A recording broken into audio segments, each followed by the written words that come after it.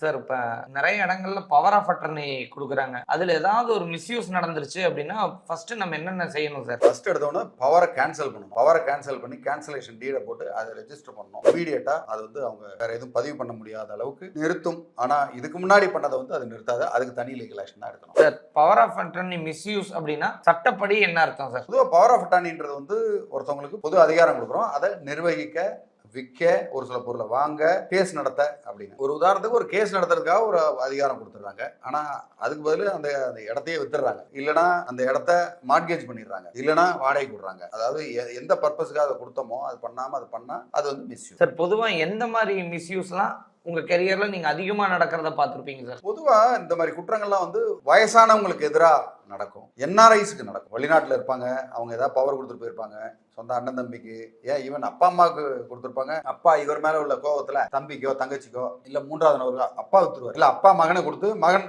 தவறு செய்யறது. வெளியாளங்களை விட்டுருங்க, குடும்பத்துக்குள்ளேயே ஏகப்பட்ட பிரச்சனை வரும். அதுக்கப்புறம் கடன் வாங்குறாரு, கடன் வாங்கின உடனே அதுக்கு வந்து நீ எனக்கு என் பேர்ல பவர் கொடுத்தோன்னா அதை நான் திருப்பி கொடுத்துறேன் அப்படின்ட்டு இமீடியட்டா அவர் என்ன பண்ணுவார், மிஸ்யூஸ் பண்ணிடுவாரு. பவரை வாங்கிட்டு ஒன்னு ரெஜிஸ்டர்ட் அக்ரிமெண்ட் போடுவாரு, அப்படின்னா சேலே பண்ணிடுவார். சேல் பண்ணிட்டு 5 வருஷம் ஆச்சுன்னா 5 வருஷத்துல ஒரு வட்டி கட்டி கொடுக்கலன்னா எப்பா ப்ராப்பர்ட்டி எனக்கு வந்துருச்சுன்னு மிஸ்யூஸ் பண்ணுவாங்க. இந்த மாதிரி மிஸ்யூஸ் வந்து ரொம்ப ரொம்ப அதிகம். கடன் சம்பந்தப்பட்ட பவர் ஆஃப் அட்டார்னி ரொம்ப ரொம்ப ஆபத்தான. சார் ஒருவேளை என்னோட பவர் ஆஃப் அட்டார்னி வந்து மிஸ்யூஸ் பண்ணிட்டாங்கன்னு எனக்கு தெரிய வந்துருச்சு, நான் ஃபர்ஸ்ட் இப்போ என்ன செய்யணும் சார்? ரிட்டன் கேன்சலேஷன் டீடு வந்து கண்டிப்பா போடணும். அதை டிராஃப்ட் பண்ண ரொம்ப கேர்ஃபுல்லா என்ன காரணத்தால பண்றீங்கன்னு அதை போட் பண்ணணும். ரெண்டாவது அதை ரெஜிஸ்டர் பண்ணியிருந்தா கண்டிப்பா அதை வந்து ரெஜிஸ்டர் பண்ணியே ஆகணும் அந்த கேன்சலேஷன் டீட. ஸோ அந்த கன்சர்ன் பார்ட்டிக்கு வந்து நம்ம நோட்டீஸ் அனுப்பி தகவல் தெரிவிக்கணும், இந்த காரணத்தால நாங்க வந்து பண்ணிட்டோம், இனி அந்த பவரை நீங்க யூஸ் பண்ணாதீங்க அப்படின்றது வந்து கண்டிப்பா நம்ம வந்து சொல்லணும். அது அப்படி பண்ணா மிஸ்யூஸ் ஸ்டாப் ஆகும். பவர் ஆஃப் அட்டர்னி கேன்சல் பண்ணிட்டா மிஸ்யூஸ் கண்டிப்பா நின்றுமா? கண்டிப்பா மிஸ்யூஸ் நின்றும். ஆனால் இதுக்கு முன்னாடி பண்ண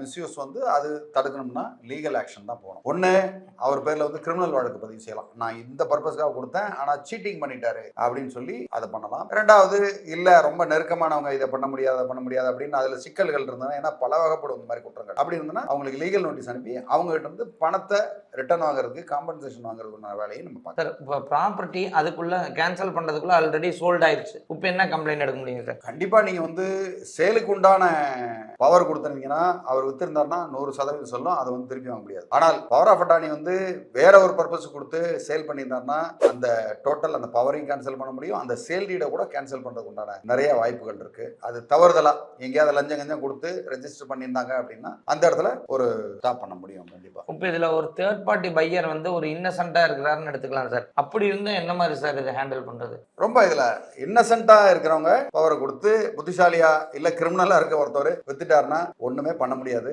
அப்படி அதுக்கு மேல வழக்கு தொடரணும்னா அதோடைய சாராம்சத்தை பார்க்கணும், எந்த இடத்துல கிரைம் நடந்திருக்கு, எப்படி நடந்திருக்கு, எப்படி இவரை ஏமாத்தினாரு அப்படின்னு கிரிமினல் சைடு போகணும். அப்படி இல்லைன்னா சிவில்ல நீங்க வந்து நான் இந்த பர்பஸ்க்கு தான் கொடுத்தேன், ஆனா இவர் இந்த பர்பஸ்க்கு பயன்படுத்தி அவர் இந்த லாபம் அடைஞ்சிட்டாரு, அதனால இவர் பேர்ல வழக்கு பதிவு செஞ்சு எனக்கு காம்பன்சேஷன் வாங்கி கொடுங்கன்னு சொல்லி அதை வந்து வழக்கு பதிவு பண்ணணும். அதெல்லாம் வந்து கேஸ் டு கேஸ் நிறைய மாறும். நான் இன்னசென்ட்டா இருக்கிறேன், அதை நான் கொடுத்துட்டேன், தெரியாம கொடுத்துட்டேன் அப்படின்னு சொல்லி எல்லாத்திலிருந்து வெளியில வர முடியாது. அதுக்கு ஸ்ட்ராங்கான ஆதாரங்கள் இருந்தால் தான் அதை மீட்க முடியும். சார் இப்போ பவர் ஆஃப் அட்டர்னி அதாவது மக்கள் தெரிஞ்சுக்க வேண்டிய காமன் மிஸ்டேக்ஸ்லாம் எது பண்ணக்கூடாது அப்படின்னா என்னென்ன சார்? அதாவது 4 விஷயம் தான் இதுல முக்கியமா தெரிஞ்சுக்க வேண்டியது. என்னன்னா சும்மா கண்மூடித்தனமா ஒரு பவர் ஆஃப் அட்டார்னியை இந்த பவரை கொடுத்துட்டேன் அப்படின்னு ஜெனரல் பவர் ஆஃப் அட்டார்னி எல்லாத்துக்கும் பவர் கொடுக்கறதுன்றது முதல் தவறு. எந்த விஷயத்துக்காக நீங்க கொடுக்குறீங்களோ அந்த விஷயத்துக்கு மட்டும்தான் அப்படின்றத முதல்ல அதுல கொடுக்கணும். ரெண்டாவது கண்ணாமண்ணான்னு எல்லாத்துக்கும் பவர், மொத்தத்துக்கும் இது என்ன வேணா செஞ்சுக்கலாம் அப்படின்னு கொடுக்கறது வந்து ரொம்ப ரொம்ப ஆபத்தானது. ஒரு சில பேர் டெம்ப்ளேட் வச்சிருப்பாங்க, அந்த டாக்குமெண்ட் ரைட்டர்ஸ் என்ன செஞ்சிருவாங்க, டெம்ப்ளேட்டா அட கையெழுத்து போடுங்க பாத்துக்கலாங்க அப்படின்றாங்க. ஏன்னா கோர்ட்டுக்கு வந்து அவங்கள வரப்போறாங்க, நீங்க தான் போய் நிற்பீங்க சொல்லிடுவாங்க. செய்யவே கூடாது. இந்த மாதிரி ஏதாவது ஒரு பவர் இருந்ததுன்னா அதை ஒரு அட்வொகேட்டை டிராஃப்ட் பண்ண கொடுத்து இந்த பர்பஸ்க்காக கொடுக்குறான்னு கேட்டு அதை செய்யணும். அதுக்கப்புறம் நீங்க வந்து எந்த ஒரு பவரையும் வந்து ப்ராப்பரா ரெஜிஸ்டர் பண்ணி ஓகே அந்த இந்த இதுக்காக தான் பவர் கொடுக்குறோன்றத தெரிஞ்சுக்கணும். நீங்க முழுமையா தெரியாம அதை ரெஜிஸ்டர் பண்றதுக்கு போற கண்ணாமண்ணான்னு கண்ட இடத்துல கையெழுத்து போறது வந்து ரொம்ப ஆபத்தானது. இதை விட எல்லாத்தோட முக்கியமான விஷயம்னா ஒரு பவர் வேலிடிட்டின்னு சொல்லுவோம். பவர் இவ்வளவு நாளைக்கு தான் இந்த பவர் வேலிடிட்டி, இவ்வளவு நாளைக்கு தான் பவர் அப்படின்னு சொல்லி பீரியட் மென்ஷன் பண்ணும். இதெல்லாம் பண்ணீங்கன்னா நீங்க 99% சேஃப். சார் ஃபியூச்சர்ல power of attorney misuse avoid பண்றதுக்கான பிராக்டிக்கல் டிப்ஸ் எல்லாம் என்ன சார்? பொதுவாக வந்து ஸ்பெசிஃபிக் பவர் ஆஃப் அட்டார்னி தான் கொடுக்கணும் எதுக்குமே, ஜென்ரல் பவர் ஆஃப் அட்டார்னி கொடுக்கூடாது. முதல்ல அதை மைண்டில் வச்சுக்கோங்க. ஜிபிஏன்னு சொல்கிற ஜென்ரல் பவர் ஆஃப் அட்டார்னி கொடுக்காதீங்க யாருக்குமே. நம்பர் 1. நம்பர் 2, டைம் இது நாள்ல இருந்து இவ்வளவு நாளைக்குள்ளதான் இது செல்லும் அப்படின்ற மாதிரி மென்ஷன் பண்ணுங்க. ஓகே, இதுல முக்கியமான விஷயம் என்னன்னா அந்த பவர்லயே மென்ஷன் பண்ண முடியும். இந்த பர்பஸ்க்காக கொடுக்குறேன், சேலுக்காக நான் பண்ணல அப்படின்னு சொல்லலாம். இதை வித்துருவாங்களோன்னு ஒரு அச்சம் இருந்ததுன்னா அதுல மென்ஷன் பண்ணணும், இது விற்பனைக்கு உண்டான பவர் டாக்குமெண்ட் அல்ல அப்படின்னு சொல்லணும். அதுக்கப்புறம் எல்லாத்த விட முக்கியமானது என்னன்னா